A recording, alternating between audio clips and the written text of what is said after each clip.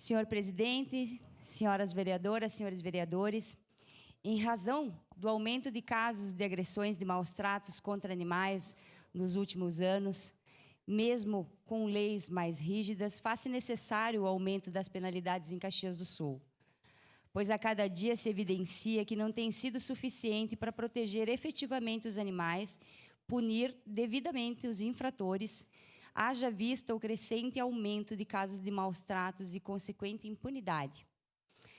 Para ter-se uma ideia ao todo, no Rio Grande do Sul somou 4.219 casos de violência contra animais em 2023, totalizando, em média, 11 casos por dia. Em 2020, foi sancionada no país a Lei Sanção, a Lei 14.064/2020, que prevê a pena de 2 a 5 anos de reclusão para quem maltratar cães e gatos. Foram 3.498 registros, o que representa um aumento de 20,6% nesse período. Os dados são da Secretaria de Segurança Pública do Estado.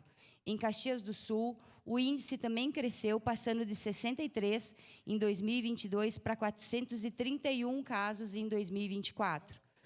Os valores arrecadados com o pagamento das multas aumentadas desse projeto serão recolhidos para o Fundo Municipal de Proteção de Bem-Estar Animal, para aplicação, primeiramente, de castração dos animais, com aplicação dos valores restantes em programas de projetos e ações ambientais voltados à defesa e de proteção dos animais, além da manutenção dos animais do Centro de Bem-Estar Animal, e ainda servirão como medidas socioeducativas para que as pessoas repensem antes de praticar o ato de abuso e de maus tratos contra animais, que também merecem o respeito e o amparo.